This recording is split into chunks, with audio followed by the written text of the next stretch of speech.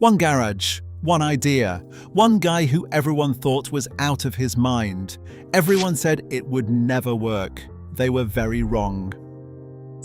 This is the story of how Amazon went from a bookstore to a global powerhouse. Today, Amazon is worth nearly $2 trillion. It delivers packages to your door in hours, powers a huge chunk of the internet, makes Hollywood films, and employs over 1.5 million people worldwide. But it all started in a garage with a very simple idea. It is 1994. The internet is still in its infancy. Most people have never heard of online shopping, but Jeff Bezos, a 30-year-old Princeton graduate working at a hedge fund in New York, spots something that changes everything. Web usage is growing at over 2,000% a year. He draws up a list of 20 products that could be sold online. Books rise to the top. There were millions of titles in print. No single store could stock them all, and they were easy to ship. It was, in Bezos' own words, the perfect product for the internet. He quits his job, moves to Seattle, and sets up shop in his garage in Bellevue, Washington. On July 16, 1995, Amazon.com goes live. Within the first month, without any advertising, Amazon has already sold books to customers in all 50 US states and 45 countries. The early days were scrappy. Bezos and a tiny team would pack books on their hands and knees on a hard warehouse floor. He reportedly told early employees that they were going to make it much easier to buy books, and then they were going to sell everything. Most of them laughed it off. They really should not have. By the end of 1996, Amazon had over 180,000 customer accounts. A year later, it went public. The company was valued at $438 million on IPO day, and Bezos had barely scratched the surface. Through the late 1990s and into the early 2000s, Amazon's strategy became clear: grow fast, spend big, and don't worry about profit yet. This made investors nervous. During the dot-com crash of 2000, Amazon's stock fell nearly 90%. Critics wrote them off entirely. But Bezos held firm and kept building. He expanded into music, DVDs, electronics, and toys. And then in 2005, Amazon launched Prime, a subscription offering free 2-day shipping for $79 a year. It was a gamble that fundamentally changed what people expected from online shopping. Customers were not just buying from Amazon anymore, they were loyal to it.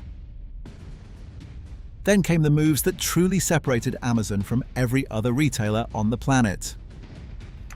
In 2006, Amazon launched Amazon Web Services, called AWS. It started as internal cloud infrastructure, but quickly became a product they sold to other businesses. Today, AWS powers a massive portion of the internet, including Netflix, Airbnb, and thousands of other companies. It is arguably Amazon's most profitable business.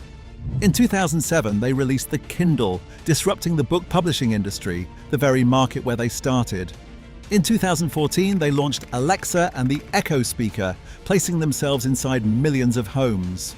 In 2017, they acquired Whole Foods for $13.7 billion, moving into physical retail. And through Amazon Studios, they began producing award-winning films and TV shows. Every single move followed the same playbook: find an industry, enter it, and scale aggressively. Bezos called it day one thinking, always acting like a startup, never getting comfortable. And it worked, almost every single time. But Amazon's rise has not been without serious criticism, and it would be dishonest to tell this story without talking about it. The first major issue is how Amazon treats its workers. Warehouse employees have repeatedly spoken out about grueling conditions, intense productivity quotas, limited breaks, and high injury rates.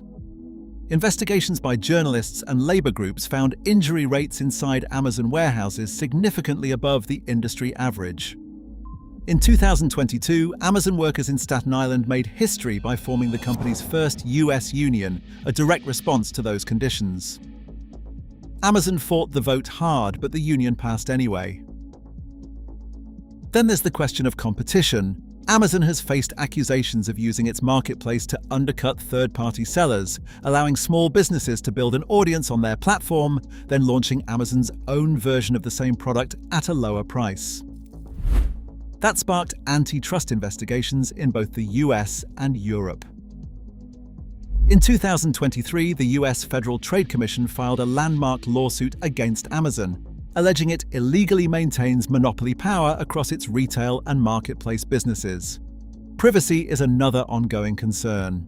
With Alexa in homes, Ring cameras on doorsteps, and vast amounts of consumer data flowing through its systems, Amazon has faced repeated scrutiny over how it collects and uses personal information. And then there is tax. Amazon has long been criticized, particularly in the UK and across Europe, for paying very little corporation tax relative to the revenues it generates in those markets, through the use of complex corporate structures. It is a controversy that has not gone away, and regulators are paying closer attention than ever. None of it has stopped Amazon.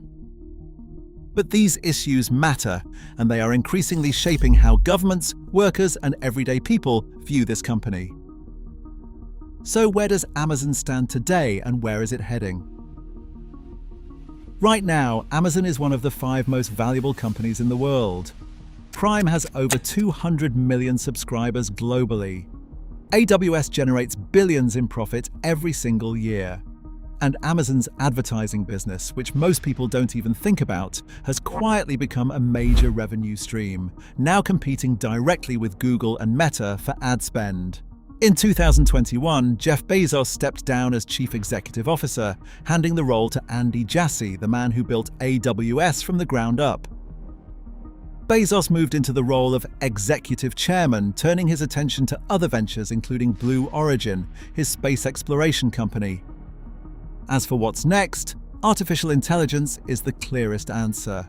Amazon is pouring investment into artificial intelligence across every part of its business, from smarter Alexa assistants and AI-powered shopping tools to selling AI services through AWS. They have committed billions to Anthropic, one of the leading artificial intelligence research companies in the world, making clear they intend to be a central player in wherever artificial intelligence goes next. Healthcare is another frontier.